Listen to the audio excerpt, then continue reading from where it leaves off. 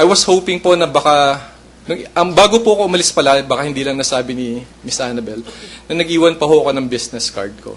Nilagay ko po sinulat ko pa ho yung cell number ko kasi po yung business card ko, office number lang po ang nakalagay.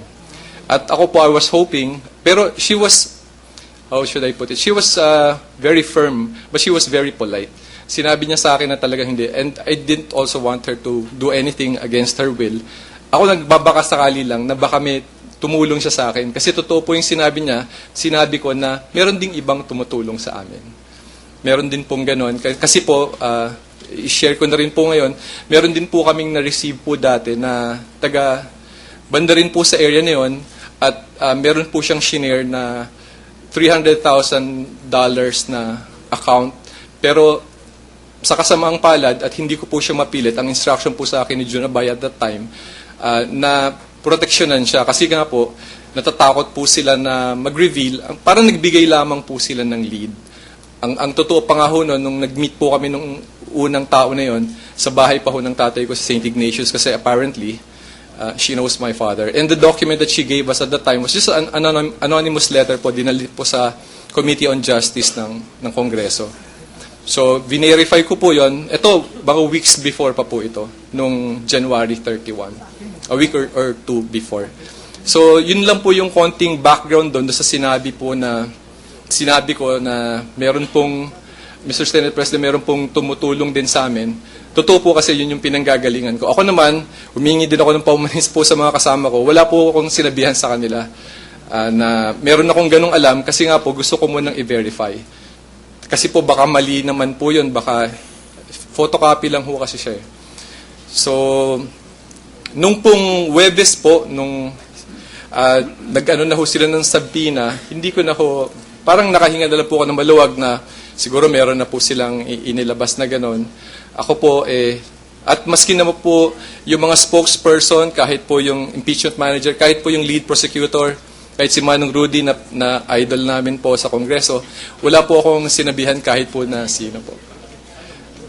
Wala po kaming sinabihan po. So, pasensya na po sa kung nakakos po ako ng any problems. I just wanted to help our team. And in hindsight, tingin ko, baka nakasama pa ako dun sa team po namin. So, pasensya na po. Salamat. Mr. President, may we invite Representative Benal to come on Monday, just in case there will be questions from the members of the court. Yes, sir, Mr. Senate Okay. President, Mr. Majority Leader, yes. Thank you. We thank the prosecution panel for that. May we ask the Sergeant at Arms to make an announcement, Mr. President? The Sergeant at Arms, please make an announcement. Please all rise. All persons are commanded to remain in their places until the Senate President and the Senators have left the session hall. Mr. President, may I remind members of the court that there will be a caucus of the court at 11 a.m. in the office of the Senate President. And at this point, I move to adjourn until 2 o'clock in the afternoon of Monday, February 20, 2012. Is there any objection? This trial is hereby adjourned until 2 p.m. on Monday, February 20, 2012.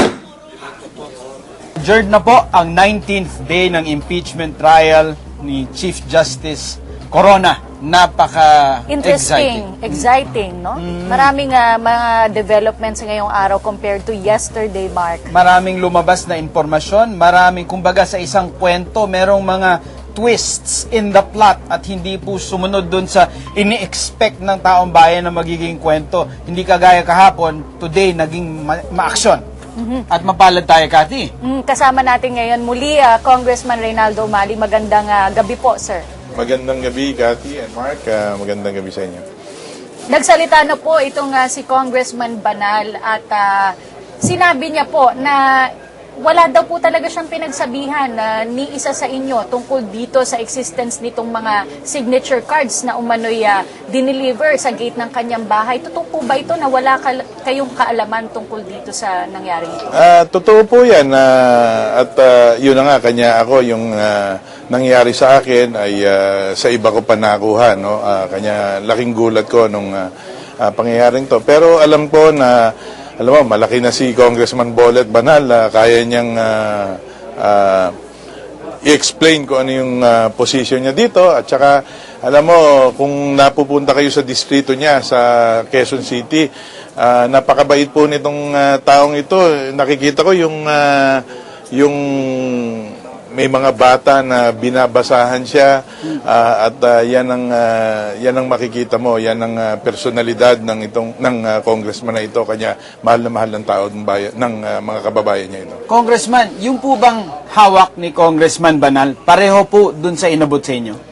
Actually, siguro hindi pa rin kami nag-uusap ng lubusan kasi nung lumabas ako at pumasok ako kanina doon, siya na may papalabas na. Kanya wala talaga kaming pagkakataon na mag-usap. Pero palagay ko, yung kopya niya, kasi yung may sinabi siya kanina, 700K. Yun din yung meron ako. Kung makikita mo sa dokumento, yun din yung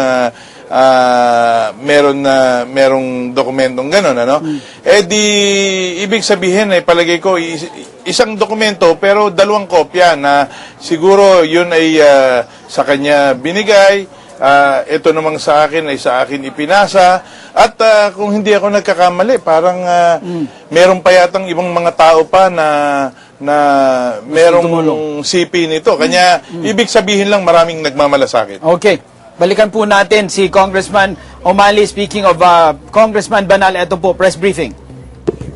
Well, alam mo, RG, we don't want to make any reckless statements. So, siguro, we'll try to reconcile the figures muna, no? Medyo fresh pa siya.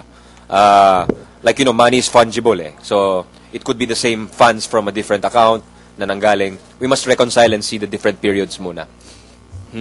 Siguro what we can just say before, ang pwede lang natin masabi dito is that there were 3 accounts that were time deposits that were terminated on that same day, at ang opening value ng mga accounts na yon ay lumalagpas ng 31 million pesos. All terminated on December 12, 2011. Parang kung yung kinatatakutan pong bank run ng PS Bank, hindi na dapat nila katakutan, nangyari na pala ng December 12 yung Corona Bank run.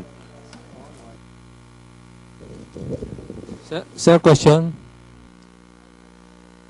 Po. Congressman Kimbo.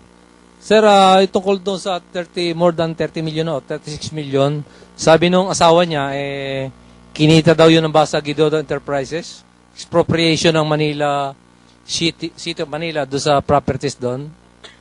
Alam niyo po, si Mrs. Corona was an official of John Hay, which is a government-owned and controlled corporation. So, dapat nagfa-file din ho siya ng SALN. Sa information ho namin, wala po siyang SALN. At therefore, we can only presume na yung final po ni Chief Justice Corona na nailabas po natin a few weeks ago ay isang joint SALN. At dapat nandoon po yon. Kung 2001 po yung cheque, katulad ng sinabi ng defense spokespersons, dapat mula nung date na natatanggap, yun ay dapat nakadeklara po sa kanilang SALN. Na yun, kung yun ay, dahil ang sinasabi po nila, ay yun ay pagmamay-ari, yung Basag Idote ay pagmamay-ari daw ni Mrs. Corona. Yun ang allegation pila. Although that is not reflected in the documents po from the SEC. Pero kung yun po ang totoo, dapat nakadeklara yun sa SALN, either as equity or shares o kung ano man, pero dapat nakadeklara po yung value ng holdings nila sa SALN, at kailangan nakadeklara rin yung pagtanggap po sa 34 million kung kanila nga po yun. Sir, hindi daw in-include yun dahil hindi nga kay Corona, kay Mrs. Corona nga. Oo, pero dapat nasa SALN nga yun kasi dun sa SALN, sa pirma, may blanco po dun. Kung pinipirma ni Chief Justice Corona, I hereby declare that this form includes all the assets of my wife, my children under 18 years of age. I swear under, etc., etc., etc. No? Dagdag lang tungkol doon. Kung sasabihin nga po nila na sa Basag Idote yan, as early as 2001, bakit nung 2002 hindi nila nilipat? 2003 hindi nila nilipat? Bakit nanatili sa account pa rin ni Chief Justice Corona yan? They had so many years to do that. Remember, they themselves have been saying that this check is in trust for the company. So bakit hindi nila nilipat sa kumpanya yung pera? Siguro parang yung panghuli natin doon is excited din kami pakinggan yung kanilang paliwanag. We ask everybody to be patient because sa totoo lang, sa dami na po ng pinagbibili nila at pera nila sa bangko, that they will try to cover this up with as many stories as they can para mapagtakpan po ito. Pero para sa amin po, sa batas po, no, yung may tinatawag na flight is always an evidence of risk, evidence of guilt. Ibig sabihin, kapag may ginagawa kang pag-alis sa isang lugar, lalo kung ikaw ay hinahabol o ikaw ay may arrest warrant o meron kami tinatakasang bagay, ang tingin ng batas dyan ay meron kang pag-amin ng kasalanan. That's a presumption, although rebuttable, it's a presumption. Tingin po namin yung pag-withdraw po ng napakaraming pera sa December 12 on the day of the impeachment would seem to indicate an evidence of flight, no? Pagdating dito sa usapin pong ito. Hi sir, good afternoon. Kay Representative Banal, sir. Dun sa... Hi sir. Magpakilala ka muna si Congressman Joseph Morong. Please, has the floor. Pakulit costume yan. Sir, dun po sa sinabi niyo sa Senate, tama ba? January 31 ng gabi, yung document nakasingit sa gate? Is that it? Sa driveway, nasa ibabaw, nasa lapag. Okay. Kasi yung gate namin, gate ng bahay ko, meron siya maliit na pedestrian gate na susungkitin, security ano yun, susungkitin ko sa, kaya mapapatingin ka talaga doon sa pinakasahig. Eh, may poste naman sa harapan ng bahay ko. So, naka-fold siya, parang ganito siya na,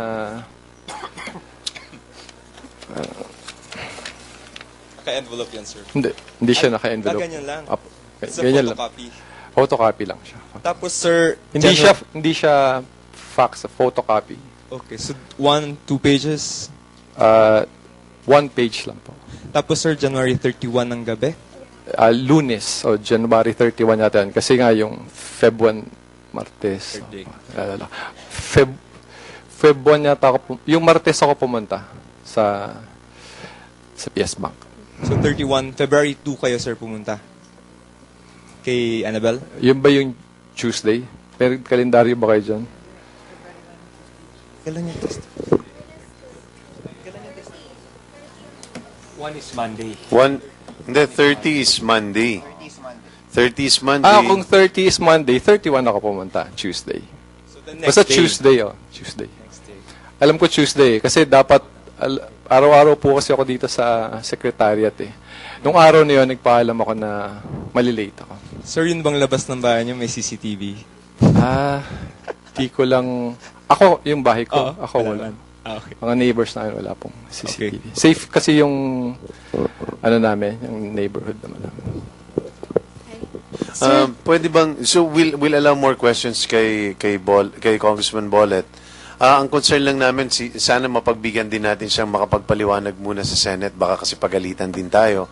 But anyway, we're just treading on, anyway, please go ahead. Sige sir, sabihin. Balikan po natin yung press briefing na gaganap sa grupo po ng prosecution. But at this point, Cathy? Kasama po natin Senator Judge Jinggoy Estrada. Magandang gabi po, sir. Magandang gabi naman sa inyo at sa lahat ng nanonood at nakikinig. Sir, marami po ang mga nangyari ngayon, ang mga eksplosibong impormasyon. Ano po sa tingin nyo? Ano ang assessment nyo? Well, yung bagong revelation nga ni Annabel Chongson na meron ngang lumapit sa kanya, na nagngangalan Congressman Jorge Banal, George Bolet Banal, na humihingi yata or meron yatang hinihingi na tulong kay Annabel Chongson. At kanina nga ay napakinggan namin si Congressman Banal na sinabi meron yatang nakitang isang envelope naman doon naman sa may garahe nila sa kanilang tahanan. Ano po? Pero we were not given the chance to ask questions.